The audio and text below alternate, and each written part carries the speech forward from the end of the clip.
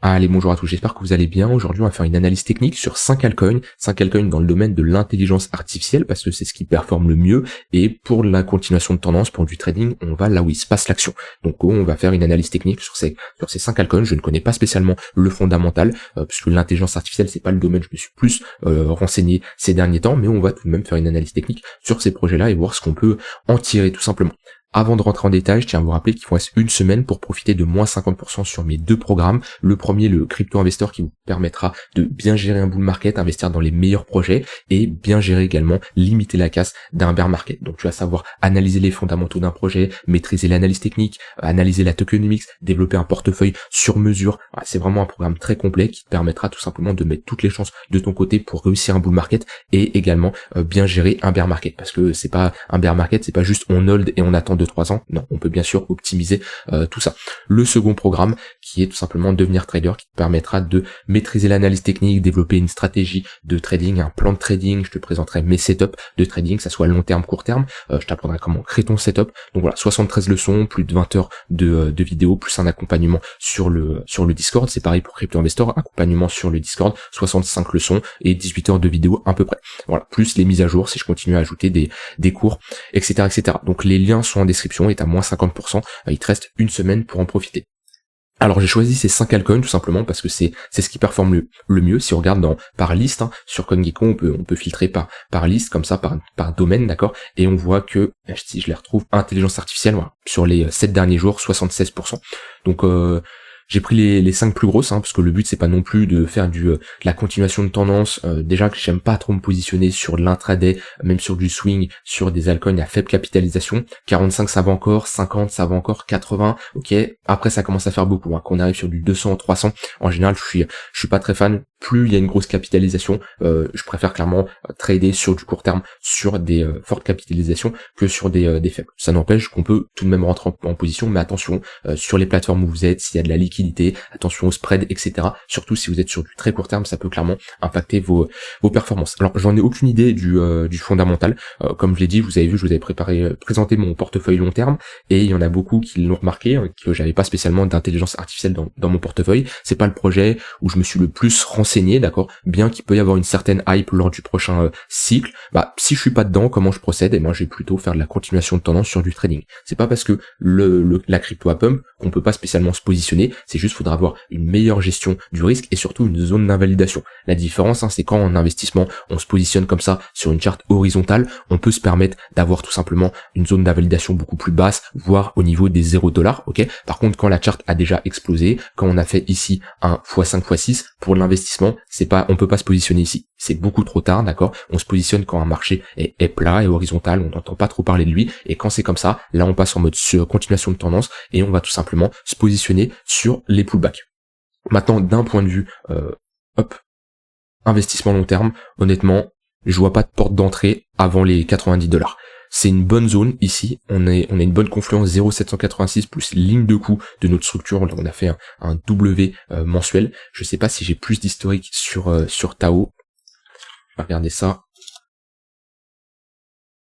Mais je ne crois pas, j'ai pas plus d'historique. Donc on a cette grosse structure en mensuel où on a tout simplement accumulé, là on a un déplacement de la valeur, donc il y a de l'accumulation, et quand ça pump, on a les vendeurs qui sont piégés, qui clôturent leur position, on a les acheteurs qui poussent tout simplement, on a des volumes, là si je mets des volumes automatiquement, on voit un pic de volume, donc ça, ok, on a de l'accumulation, et voilà, on a tout simplement un déplacement de la valeur de cet actif-là.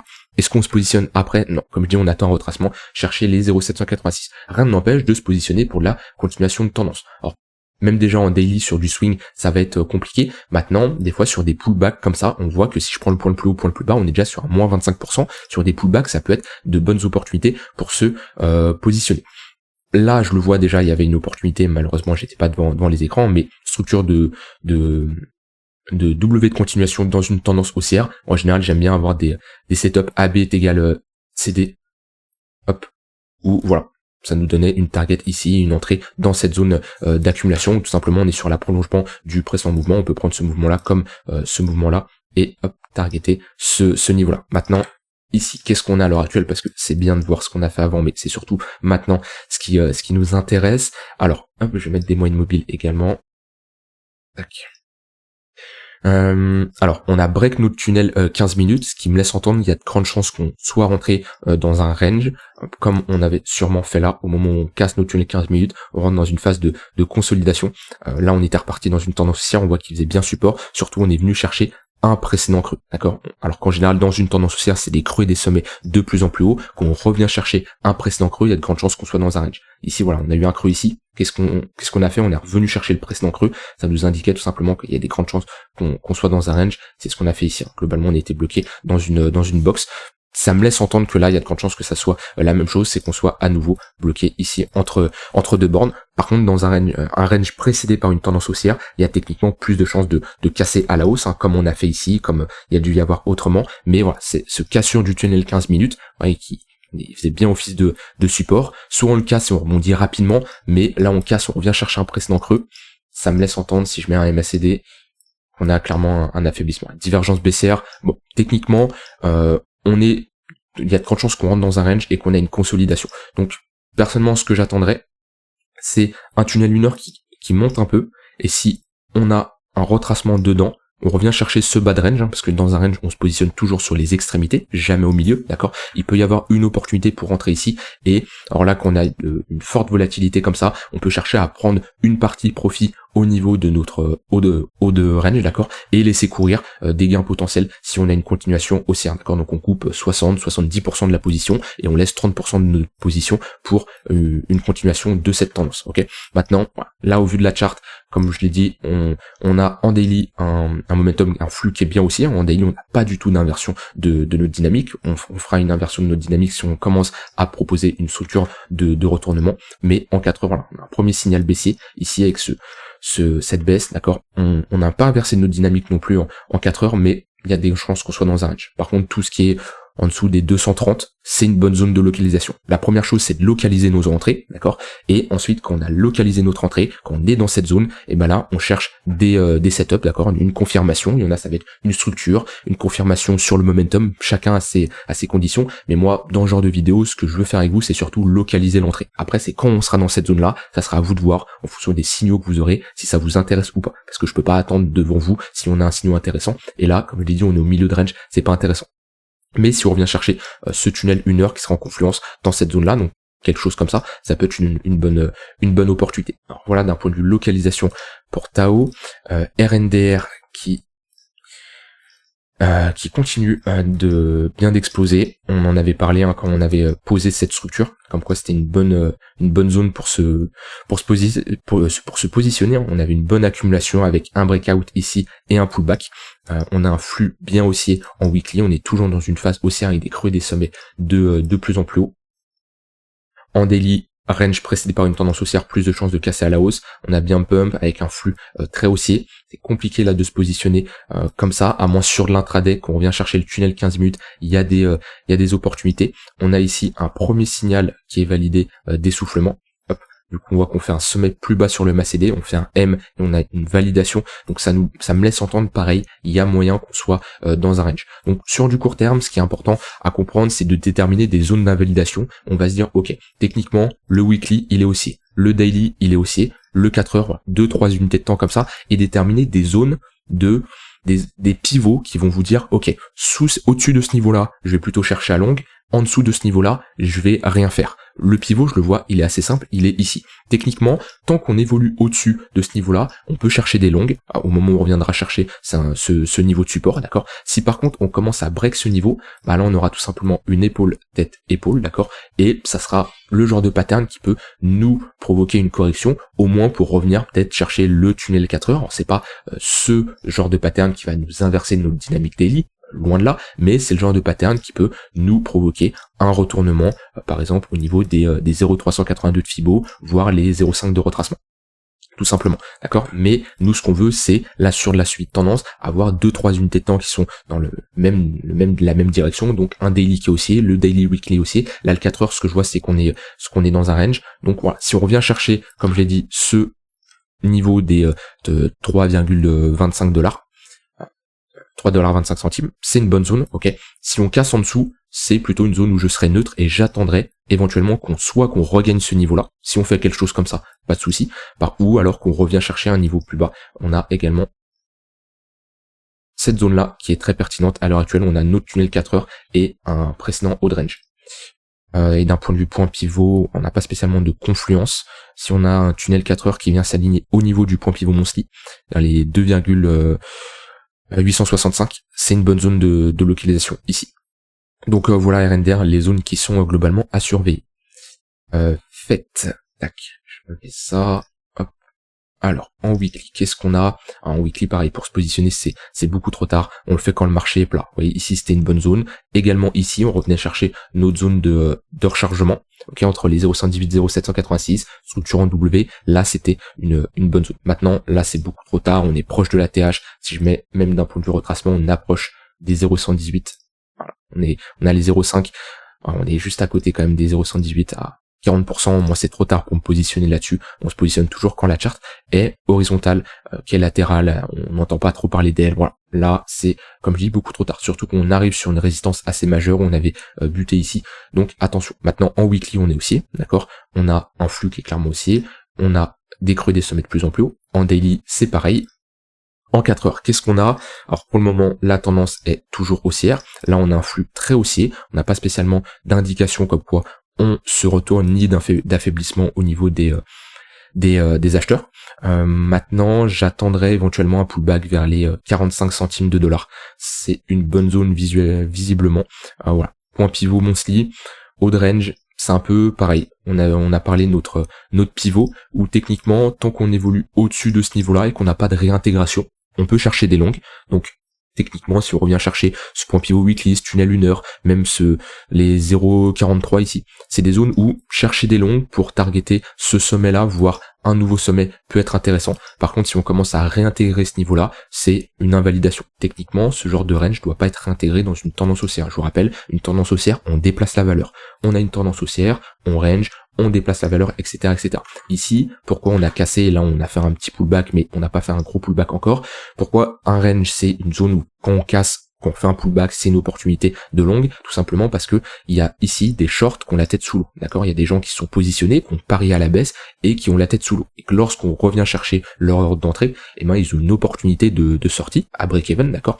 Et en général, ils la prennent parce que il y en a, ils sont pas loin de se faire liquider. Alors ça dépend de leur levier, ça dépend comment ils sont rentrés en position, mais voilà, c'est une zone techniquement qui fera office de support.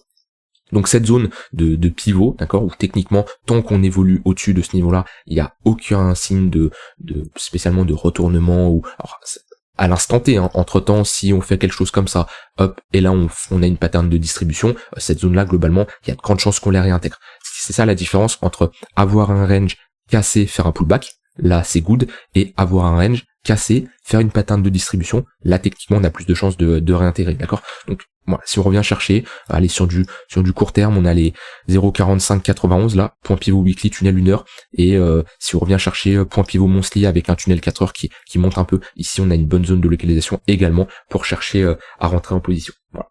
Et quand on revient chercher ces zones là, comme on avait ici, on peut zoomer sur du 1 heure, j'irai pas au-delà, là, comme je dis, on n'est pas spécialement sur du scalp ou de l'intraday, donc compliqué, mais quand on revient chercher ces zones de localisation, comme ce point pivot weekly, tunnel 1 heure, et ben ce qu'on veut, c'est des structures de retournement. Donc on en avait une là, avec un W de continuation.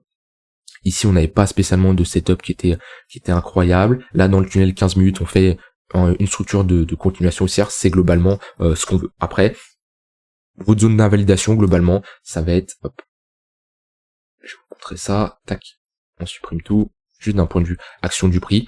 Techniquement, quand vous vous positionnez dans ce genre de range, vu qu'on a une tendance haussière précédée, enfin un range précédé par une tendance haussière, on a plus de chances de casser à la hausse. Techniquement, votre zone d'invalidation, elle est sous ce range-là. C'est-à-dire que si vous rentrez à peu près ici, d'accord, donc ça dépend, comme je dis, de votre entrée, vos zones d'invalidation, elles doivent être en dessous. Pas spécialement mettre sous le creux parce qu'on peut venir vous mécher, mais voilà, globalement vous devez avoir une zone d'invalidation, on est à moins 10%, donc faut bien calculer le levier en conséquence. Si vous pouvez rentrer en spot, c'est mieux. Et ensuite vous targetez 2-3 points. Mais quand vous voyez qu'on est dans une phase de latéralisation comme ça, comme je dis, ce setup AB est égal CD, on prend l'impulsion, hop, on rentre dans un range et techniquement le marché est fractal. Donc il y a grande chance d'aller chercher ce niveau-là. Donc voilà.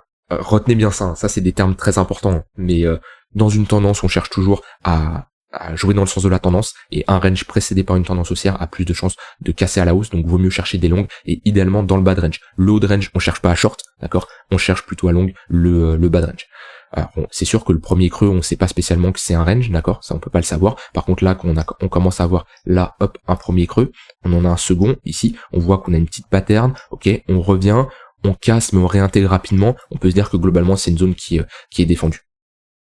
AGX c'est pareil, les charts ils se ressemblent énormément là sur les deux dernières, c'est la même configuration. On a une impulsion, on range, on fait une seconde impulsion, et si je regarde, hop, tac, voilà, on est parfaitement venu chercher la target de le prolongement de ce niveau-là. Maintenant je vais juste regarder en weekly, qu'on a une grosse impulsion, pattern de retournement ici, en weekly, structure en W. On a encore de la marge, hein. Globalement, la prochaine zone de résistance, c'est les 37-38 centimes. Ouais, on a encore de la marge à aller chercher. Pour moi, le marché peut beaucoup plus pousser. On a cette divergence haussière qui est validée, un flux qui est bien aussi, une dynamique haussière en weekly. En daily, pas spécialement de signe encore d'affaiblissement. On a une divergence potentielle qui n'est pas encore confirmée, mais on voit qu'on fait un sommet plus bas sur le MACD. Si on break ce niveau-là, on aura un affaiblissement au niveau des acheteurs, ce qui nous montre pas qu'on a une inversion de notre dynamique haussière, d'accord, mais on peut être globalement dans un range, d'accord, comme on a eu ici cette petite divergence, qu'on a eu ici, voilà, on est rentré dans un range jusqu'à temps avoir une cassure, mais une divergence, ça nous indique pas un retournement, ça nous indique, voilà, le marché a besoin de souffler, le marché a besoin de respirer, donc il va consolider, d'accord, mais ça nous indique pas que ça y est, les vendeurs se retournent, ce qui nous montre une inversion et un retour des vendeurs, c'est une structure d'inversion de notre dynamique. Est-ce que là, malgré cette divergence baissière, on avait une inversion de notre dynamique? Non, les creux sont de plus en plus hauts, d'accord? On n'a pas eu de pattern de retournement ou autre. Donc attention avec les divergences aussi, qui peuvent être souvent mal interprétées. Pareil, ce niveau-là, c'est ce niveau-là qui va être à surveiller. Ouais. Si on avait eu un pullback beaucoup plus tôt dans le tunnel 1 heure, ça aurait été plus intéressant. Le tunnel 4 heures qui a bien fait office de support. Si on vient aligner le tunnel 4 heures ici, on a un point pivot Monthly sur cette zone des 26 centimes à peu près. C'est une très bonne zone de localisation. Cette zone-là, c'est une très très bonne zone. Donc si on y revient, la zone à surveiller, elle est ici. Donc vous voyez, c'est que je suis pas dans l'anticipation. Je vous dis pas oui le marché va faire ça, va faire ci, non, parce que j'en sais rien. Ce que je fais moi, c'est je regarde des actifs, je regarde des zones qui m'intéressent, je mets des alertes, et quand on arrive dans ces zones-là, bah je vais plus travailler le marché, je vais le surveiller, je vais voir ce qu'il me propose. Il me propose un setup, pas de souci, je rentre. Il me propose pas de setup, je ne rentre pas. Il va pas chercher ma zone, tant pis, pas de souci, je vais pas courir. Mais mon but c'est pas de me dire ah ouais le marché a déjà pump, je rentre. Non, je regarde, je trace des zones de retracement qui peuvent m'intéresser, je me positionne sur des pullbacks. Donc là on est sur un pullback. Si je m'étais positionné sur ce que je vous disais, ce genre de setup AB est égal CD, et moi je me serais positionné globalement sur de la continuation de tendance. Donc visiblement je serais rentré potentiellement sur cette structure en W, avec comme target le niveau que je vous ai montré tout à l'heure. Voilà, on peut avoir plusieurs conditions de rentrée, plusieurs setups. Ce qu'il faut, c'est ne pas courir après le prix, et ce qu'il faut, c'est ne pas anticiper en se disant le marché va faire ci, ça, on n'en sait rien, d'accord? On trace nos zones, on attend que le marché va dans nos zones. S'il fait quelque chose qui nous intéresse, s'il nous propose nos conditions en fonction des outils, des indicateurs, bref, ce qu'on veut voir pour rentrer en position, on y va. S'il propose pas, tant pis, on ne rentre pas. AKT, ok, lui, il a beaucoup plus pomme que les autres visiblement, en tout cas sur du plus court terme là. Alors, on a une autre pattern d'accumulation ici avec notre structure en W. Parfait. Ouais, hein, ce genre de pattern qui marche très bien. J'utilise pas énormément de patterns, hein, je vous l'ai dit, ça, pas les ravalements, les flags bullish, les flags bearish, ce genre, il y a tellement de patterns, je les connais même pas tous tellement il y en a, mais les seuls patterns que je vais utiliser, c'est soit les ravalements haussiers. Donc voilà, on en a un ravalement ici haussier avec cette bougie verte, ok, haussier ou baissier, hein. Ou soit les structures de retournement en W, et inversement les M-top et les ravalements baissiers. Par exemple, ça c'est un ravalement baissier. Hop, cette grosse bougie qui vient englober la bougie, ça c'est un ravalement haussier. Tac. Les ravalements sont beaucoup plus faibles que les patterns de retournement style W ou M. Donc voilà, mais ça marche bien, vous voyez bien. Alors, en weekly, on est haussier, on est quand même sur une résistance, ok. Voilà, vu qu'on est au niveau de notre précédent sommet, donc méfiance là-dessus. On pousse à la divergence baissière, alors elle est pas validée, hein, mais on pousse quand même à la divergence baissière, donc, divergence baissière potentielle. En daily, le momentum est bien haussier. Compliqué de se positionner ici, que ça soit même sur du court terme, Parmi toutes les cryptos là, c'est pas celle qui m'intéresserait le plus. On est revenu chercher notre tunnel daily. Ici, il y avait une bonne confirmation de localisation. Divergence haussière. Tunnel daily. On est revenu chercher globalement notre précédent sommet ici. Donc range précédé par une tendance haussière, plus de chances de casser à la hausse. On fait un pullback au niveau de notre haut de range, très bonne zone de localisation. Et on repropose des structures en W. Donc ici, il y avait une opportunité. Bon, maintenant, c'était avant. Qu'est-ce qu'on peut en tirer maintenant? Un flux très haussier. En 4 heures, un flux très très haussier, mais on est sur résistance. Donc techniquement, le pullback à surveiller, il serait globalement au niveau de cette zone-là. Avec une confluence tunnel 4 heures, on serait visiblement sur les 0,5 de retracement, même pas, notre zone de rechargement, 0,118. Ouais. Là franchement, d'un point de vue intraday, il n'y a pas grand-chose, on est sur résistance. Le tunnel 15 minutes, on est en train de le travailler. Le tunnel 1 heure, il est pas spécialement dans une bonne zone de localisation. Sauf si éventuellement, il revient chercher cette dernière zone là et qu'on a une petite structure dedans. C'est le genre de trade qui peut se prendre avec un TP milieu, voire sommet ici, si on trace un Fibo. Mais vraiment là, la zone que je surveillerais le plus, ça serait cette zone là. La zone des 1,17$. Ouais, on aura une très bonne confluence. Zone de support de ce précédent range. 0,118 tunnel 4 heures, peut-être un point pivot. Ouais, on a un point pivot, j'ai un point pivot monthly là. Ouais, j'ai un point pivot monthly. Donc la zone c'est les 1,17. Donc voilà, est-ce qu'on va y aller? J'en ai aucune idée. Par contre, si on y va, c'est une très bonne zone que techniquement les acheteurs devraient défendre. Et ça serait une zone que je surveillerais également pour se positionner.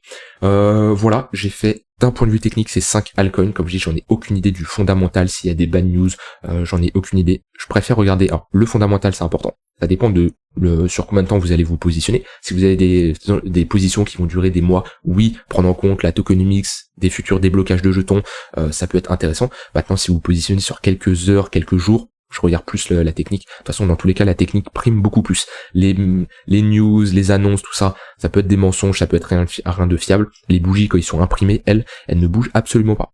Voilà, j'espère que ça vous aura intéressé. Je vous ai montré un peu ma manière de faire rapidement sans rentrer dans les détails, parce qu'après, il y a tout l'aspect quand on arrive sur une zone d'intervention, comment on peut chercher à se positionner, etc., etc. Là, c'était le but. Le plus important, c'était de déterminer des zones de localisation qui, si on y va, ça sera des zones intéressantes où techniquement le marché aura des chances de réagir. Voilà, j'espère que ça vous aura plu. N'hésitez pas vous à me dire ce que vous en pensez. Je vous rappelle, si vous voulez aller plus loin, vous avez ici 2 programmes très intéressants qui permettront d'avoir plus que les bases, hein. On va beaucoup plus loin que les bases, mais des très complets, que ce soit en investissement et en trading. Les liens sont en description et je vous souhaite une très bonne fin de journée.